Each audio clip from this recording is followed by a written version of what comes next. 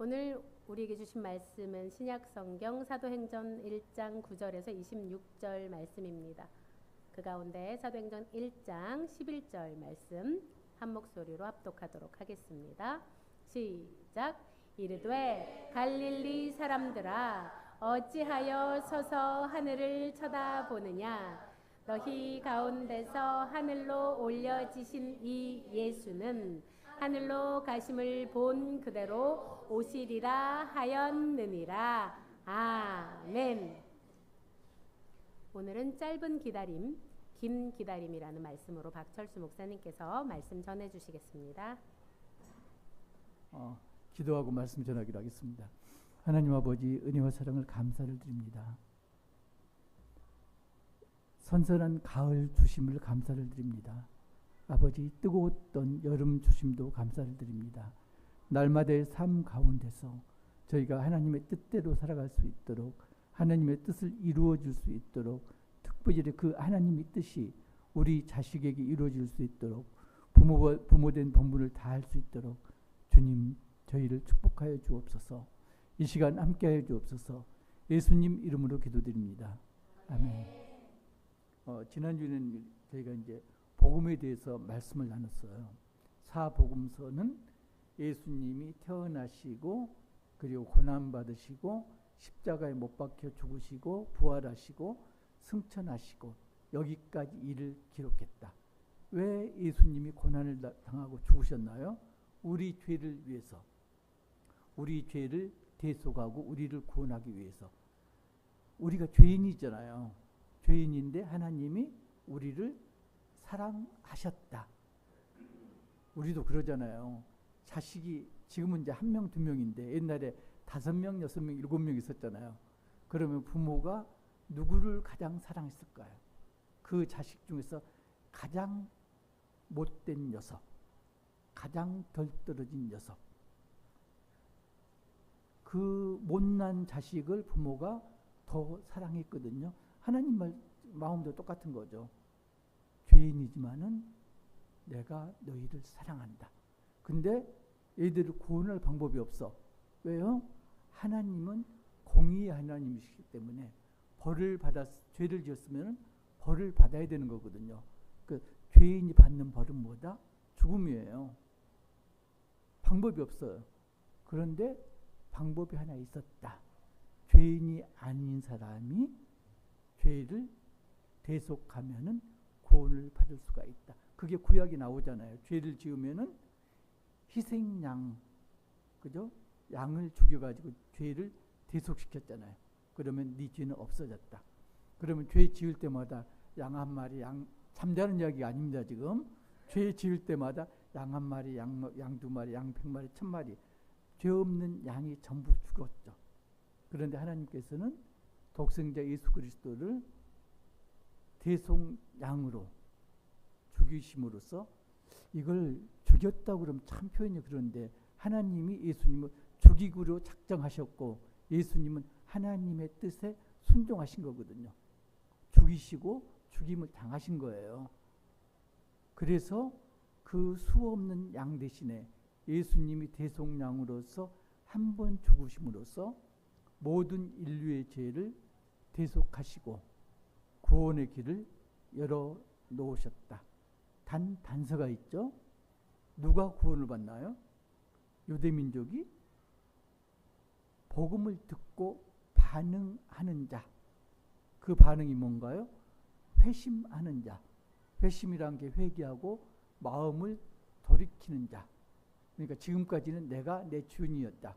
그런데 복음을 듣고 회심하면은 지금부터 내 주인은 내가 아니고 누구다? 예수 그리스도다. 그래서 복음이 중요한 게 복음을 듣고 반응하고 회심하고 그러면 어떻게 된다? 구원을 받는다. 그게 기쁜 소식이다. 그래서 복음이라고 그랬잖아요.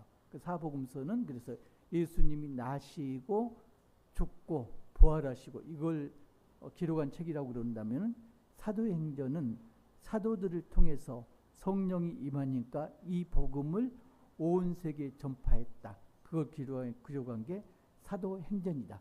이게 이제 지난주까지의 말씀이었습니다. 오늘 말씀을 보면은 제자들이 어떻게 했나요? 예수님이 승천하신 다음에 제자들이 모였습니다. 어디에 모였나요? 우리가 이제 이른바 마가의 다락방이라고 그러는데 거기에 몇 명이 모였나요? 120명이 모였습니다.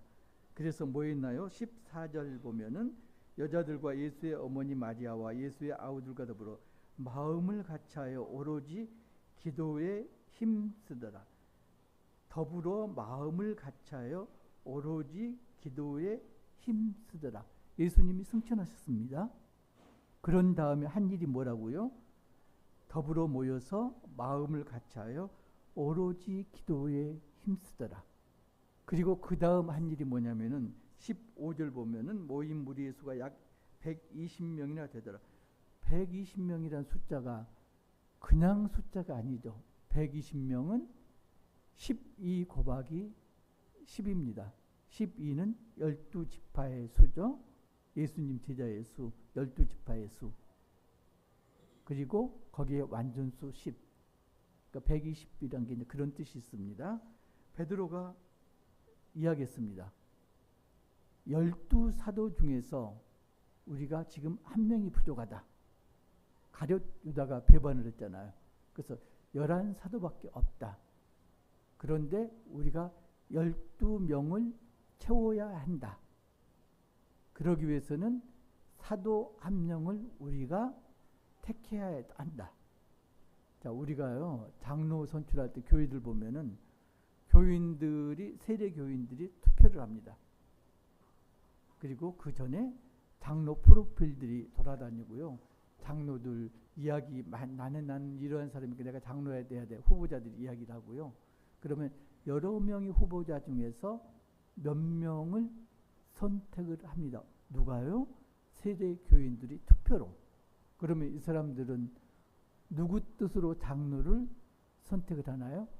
물론 기도하고 선택을 했으니까 하나님의 뜻이라고 보지만은 많은 경우에 내 뜻, 나는 저 장로 후보가 좋아. 아니면은 저 장로 후보가 나한테 밥을 자주 사줬어. 그리고 저 장로 후보가 나하고 같은 순이야. 이런 게 많이 작용돼서 장로 투표를 합니다. 그래서 그 폐해를 알고요. 그래서 어떤 사람은 10년 내내 장로에서 떨어지고요. 이런 폐해가 있어요. 그러다 보니까 어떤 교회는 담임 목사가 장로를 선별을 합니다. 그리고 그걸 당회에서 일괄적으로 찬반 투표를 합니다. 가부만. 이런 교회가 있습니다. 그러니까 둘 다 이제 문제가 좀 있는 건데요. 지금 보면은 베드로가 선택했던 건 어떤 방법이었나요? 투표가 아니고요.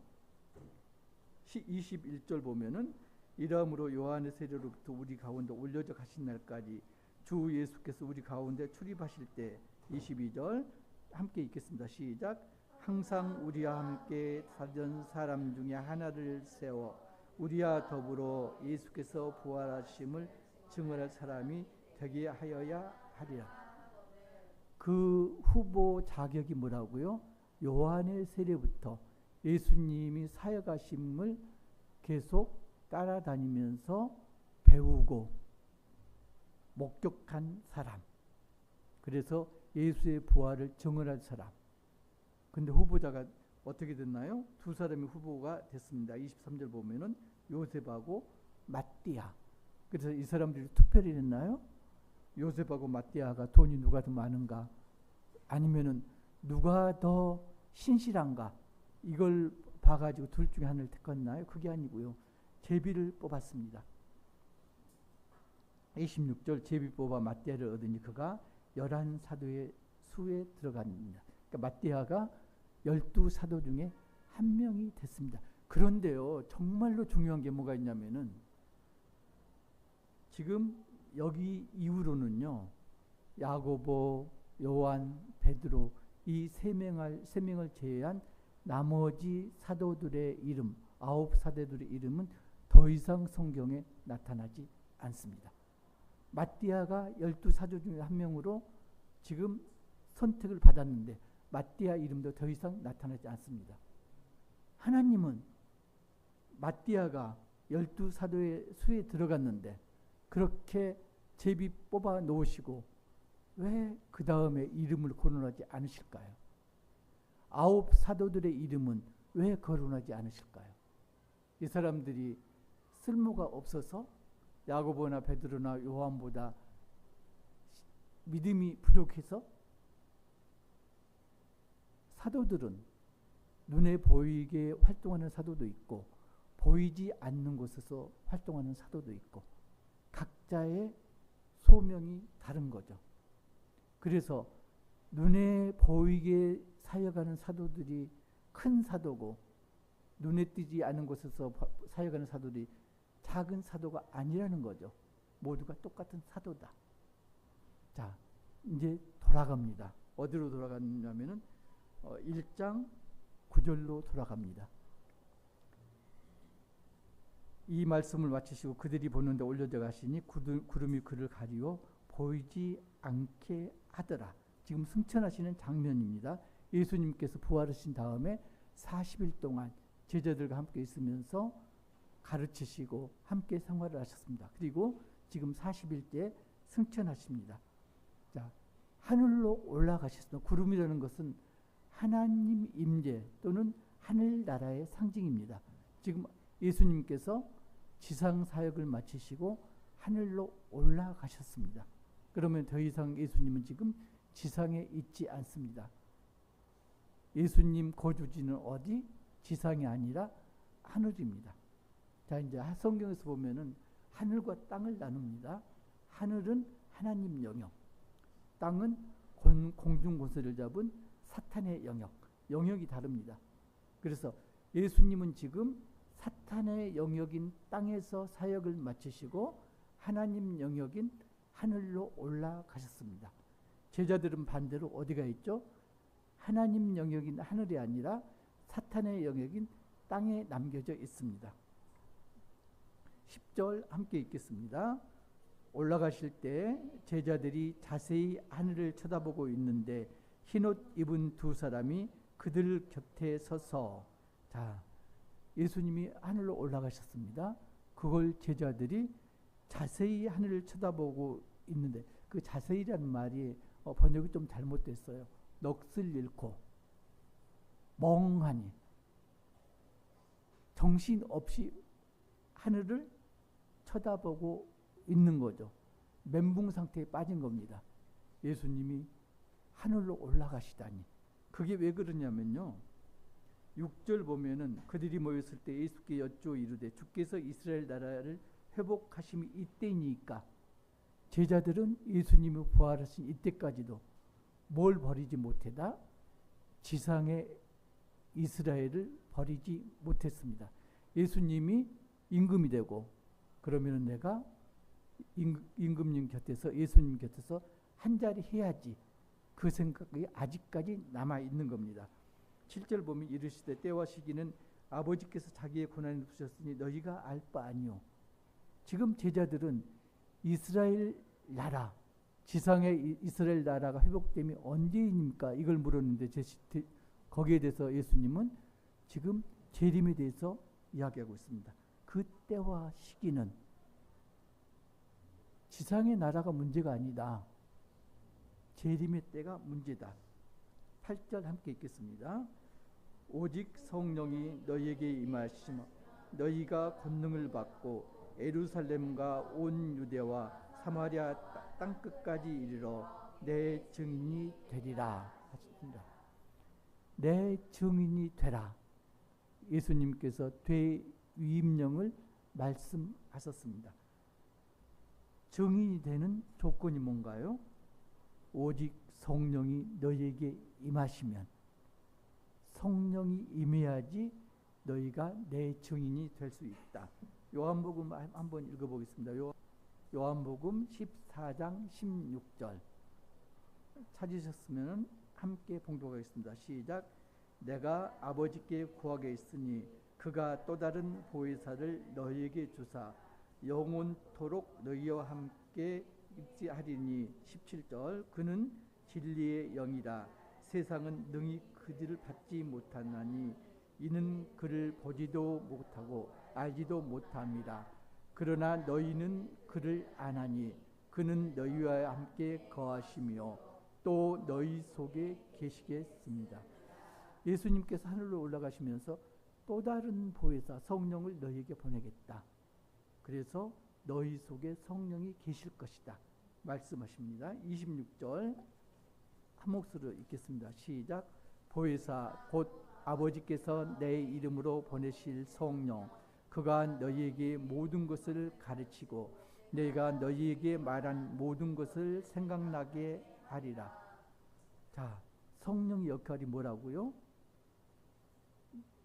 내 안에 내주하셔서 모든 것을 가르치고 그리고 예수님께서 너희에게 우리에게 말한 모든 것을 생각나게 하리라. 그 성령이 누구라고요? 진리의 영이시다. 15장 26절 압도하겠습니다. 시작. 내가 아버지께로부터 너희에게 보낼 보혜사 곧 아버지께로부터 나오시는 진리의 성령이 오실 때 그가 나를 증언하실 것이요 너희도 처음부터 나와 함께 있었으므로 증언하느니라. 자, 예수님 부활을 증언할 증인이 누구라고요? 첫 번째가 성령, 두 번째가 그걸 목격한 너희, 우리도 부활의 증인이다. 그렇게 말씀을 하고 있습니다. 제가 지금 지난주에 이게 9절에서 11절까지 지난주 본문에 포함됐었는데 오늘 하는 이유가 있습니다. 사실은 9절에서 11절만 가지고도 지금 시간을 넘길 것 같은데 아무튼 제자들이 지금 뭐라고 있나요? 성령이 임해서 증인이 돼야 되는데 뭐라고 있죠? 예수님이 승천하신 하늘만 넋을 잃고 쳐다보고 있습니다. 우리 속담에 그런 거 있잖아요. 닭 쫓던 게 지붕 쳐다본다. 지금 멘붕 상태로 하늘만 쳐다보고 있는 겁니다. 뭘 할 줄 모르는 상황이에요. 그때 11절 보면은 천사가 나타나서 이야기합니다. 갈릴리 사람들아 어찌하여 서서 하늘을 쳐다보느냐 너희 가운데서 하늘로 올려주신 이 예수는 하늘로 가심을 본 그대로 오시리라. 지금 너희가 승천하는 모습을 본 그대로 예수님께서 재림하실 것이다. 그러면은 그동안은 뭐 해야 된다? 기다려야 된다. 기다림의 시간입니다. 자, 기다림이라는 게요. 참 재미가 있는데 두 가지 양상을 띱니다. 갈라디아서 6장 7절 8절을 보면요. 찾으셨나요? 자, 시작. 스스로 속이지 말라. 하나님은 업신여김을 받지 아니하시라니 사람이 무엇으로 심되 그대로 거두리라. 자기의 육체를 위하여 심는 자는 육체로부터 썩어질 것을 성령을 위하여 심는 자는 성령으로부터 영생을 거두리라. 자, 사람이 심는 대로 거둔다. 심는 게 지금 두 가지가 있습니다. 자기의 육체를 위하여 심는 자, 그리고 성령을 위하여 심는 자. 자기의 육체를 위하여 심는 자는 육체로부터 뭘 거둬요? 썩어질 것을 거두고, 성령을 위하여 심는 자는 성령으로부터 영생을 거두리라. 사람이 이 두 가지로 나눠집니다. 자기의 육체를 위하여 심는 자, 대표적으로 누가 있냐면은 그레데인이 있습니다. 디도서 1장 12절 보면은 그레데인 중에 어떤 선지자가 말하되 그레데인들은 항상 거짓말쟁이며 악한 짐승이며 벼만 위하는 게으름병이라. 그레데인이 대표적입니다.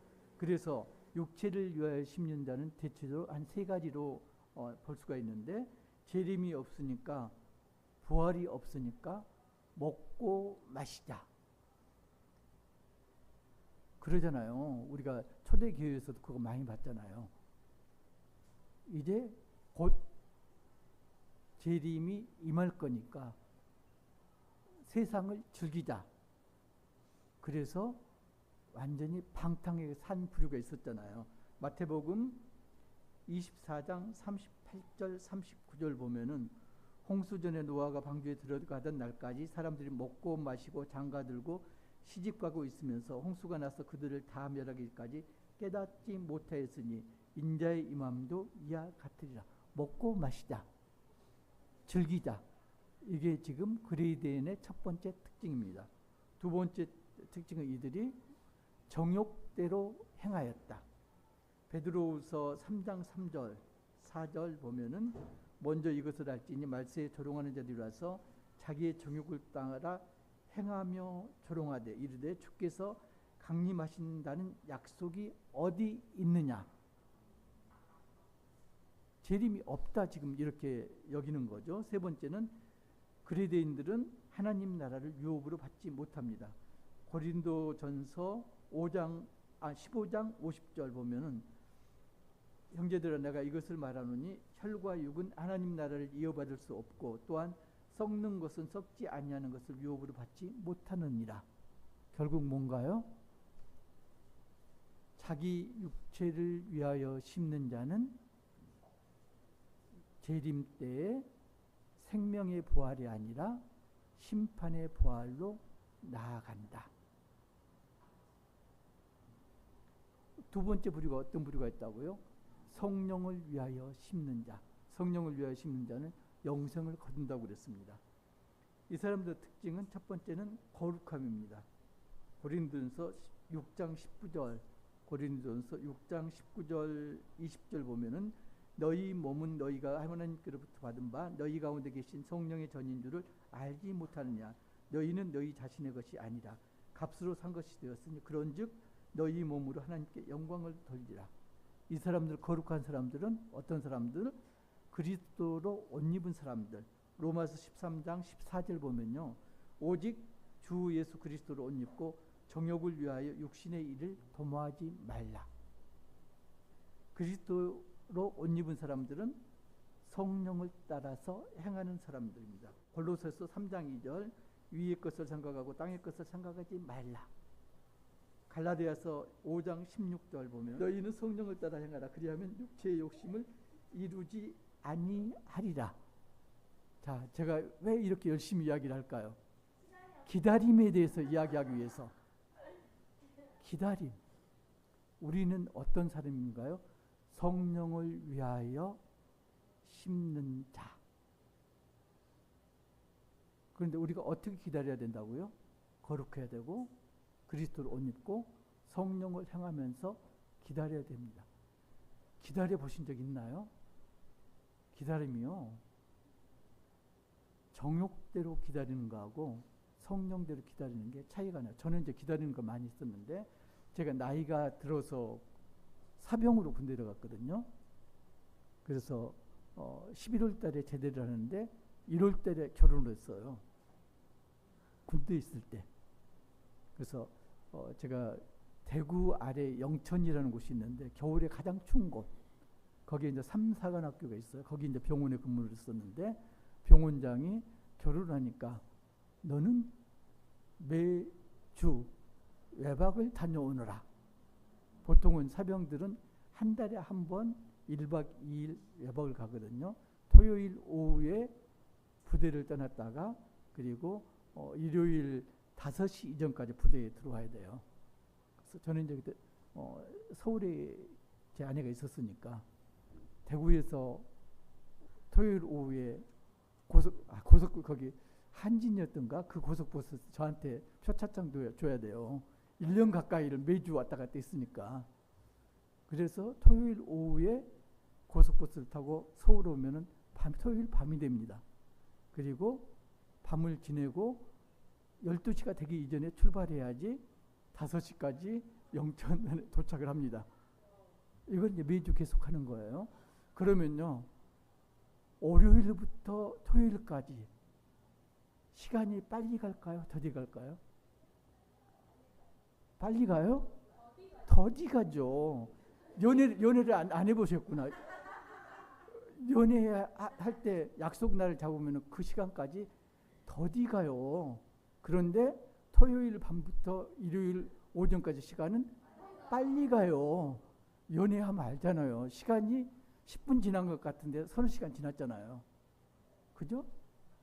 제가 이제 조한이를 보통 한 달에 한 번 만나거든요. 한 달이 더디 갈까요? 빨리 갈까요? 더디 가요. 정말로 안 가요. 근데 조한이 만나고 보통 한 4시간 정도 같이 있거든요. 그 시간은 빨리 가요. 10분도 안 된 것 같았는데 4시간 훌쩍 지나 있어요. 똑같은 시간인데 내 마음 상황이 어떤가에 따라서 그게 더디 가기도 하고 빨리 가기도 합니다. 불치병 환자들이요, 6개월 시한부 선고를 받았습니다. 그러면은 그 6개월이 빨리 갈까요? 더디 갈까요? 빨리 가요. 6개월이 한순간이 지나요. 근데 하루하루는 빨리 갈까요? 더디 갈까요? 더디 가요. 고통스러운 나날은 더디 갑니다. 그런데 마지막 날은 빨리 닥쳐와요. 하루처럼 빨리 닥쳐와요. 이게 어떤 건가요? 육체를 위하여 심는 자와 성령을 위하여 심는 자의 차이점입니다. 여러분들은 주님이 재림하시는 것을 믿습니까? 그런다면 지금 우리가 살고 있는 게 이미와 아직 사이에서 살고 있습니다. 예수님이 초림하셨고요, 이미. 그래서 하나님 나라가 이 땅에 이미 임했습니다. 그런데 예수님이 승천하시고 지금 하나님 우편에 계시고 재림하십니다. 재림하시면은 이 땅에 하나님 나라가 완전해집니다. 그러니까 이 땅에 있는 하나님 나라는 우리가 지금 하늘 나라를 앞당겨 살고 있는 불완전한 하나님 나라입니다. 그래서 우리는 이미 하나님 나라에 살고 있지만은 완전한 것은 아니다. 완전한 건 언제다? 예수님 재림 때다. 그 동안을 우리가 주님의 재림을 고대하면서 소망하면서 살고 있다. 그러면 여러분들은 지금 날마다 살고 있는, 재림을 기대하면서 살고 있는 날마다가 길어요? 짧아요? 날마다의 시간이 깁니까? 짧습니까? 이 시간이 길다고 여겨주시면은 여러분들은 온전하게 성령이 임한 게 아닙니다. 만약에 주님의 날을 정말로 간절히 사모한다면 날마다 기다리는 그 날, 그러면 결국 지금 우리가 누구하고 함께 살고 있어요? 예수님하고 주님하고 함께 살고 있는 거거든요. 성령이 임했으니까. 성령이 임했는데도 지금 날마다의 시간이 길게만 느껴진다면 여러분들은 지금 성령과 함께 사시는 게 아닙니다. 여러분 안에 있는 성령이 잠들어 있든지 아니면 외출하셔가지고 지금 문을 두드리세요. 제발 문 좀 열어. 그런데 잠깐만요 하고 문을 닫고 있든지 아무튼 성령이 내 안에서 역사하지 못하는 상황입니다. 지금 주님의 재림을 기다리는 시간이 길어요? 길면 절대로 안 됩니다. 길면은 여러분들은 아직 성령의 임재가 온전하지 못한 겁니다. 그런데 주님을 기다리는 이 시간이 내가 지금 고난 가운데 있고 그리고 환난에 처해 있어도 이게 길게 느껴지지 않는다. 웃으면서 아멘 주 예수 오시옵소서 이런다면은 여러분 안에 성령이 온전히 임한 겁니다. 그러면 어떻게 돼요? 죄의 날이 도둑같이 호련히 한순간에 임하게 됩니다. 그래서 이게요, 호련히 해가지고 내일 오시겠다, 모레 오시겠다, 그건 아니죠. 죄의 날은 날마다는 주님과 함께 있으니까 짧은 날이지만은 기다리는 기간은 깁니다. 그죠? 주인 좀 철학적인가요? 간단하게. 자, 좋은 날은 지낼 때는 짧지만은 좋은 날까지 기다리는 건 더디 온다. 나쁜 날은 지낼 때는 정말로 힘들고 고통스럽지만은 그 날이 속히 온다. 그거 보면 알잖아요. 월급 받을 때 월급 날이 빨리 오나요? 더디 오나요? 더디 와요. 근데 월급을 주는 입장에서는 더디 올까요? 빨리 올까요? 빨리 와요. 월급 줬는데 그 다음날 다시 월급 주는 것 같아. 지금 마음 상태가 이런다니까요. 나쁜 건 처해 있을 때 고통스럽고 굉장히 길지만은 그 정해진 날은 빨리 와요. 그 암 환자들이 시한부 선고를 받아갖고 6개월 선고를 받았다. 날마다 고통 가운데 한 시간이 하루처럼 일주일처럼 여겨집니다. 그런데 6개월은요 순식간에 닥칩니다. 아무 대비도 못하고 닥쳐요. 지금 여러분이 그런 상황이라면 가슴을 치면서 회개를 하셔야 됩니다. 고통을 당하는 순간이 짧게 여겨지고요. 그리고 주의 날이 길게 여겨질수록 우리는 어떤 상황이다? 성령을 위하여 심는 자입니다. 고통 가운데 있나요? 환난에 처해 있나요? 세상이 뜻대로 안 되십니까? 뭘 생각을 하고요? 지금 상황이 짧은가 긴가 그걸 눈여겨 보셔야 됩니다. 절망의 시간이 길다고 여기신다면 성령이 온전히 나를 주장하지 못한 증거입니다. 절망 가운데 있더라도 성령이 나를 온전히 지배한다면 그 절망의 시간이 결코 길지 못합니다. 제가 느낀 게 참 많습니다. 그리고 사실은 그 다음까지 하려고 준비를 했는데 그 다음 못하고요. 지금은 잘랐습니다. 절반을 자르고 지금 이야기합니다. 그 절반은 다음 주에 말씀을 드릴 겁니다.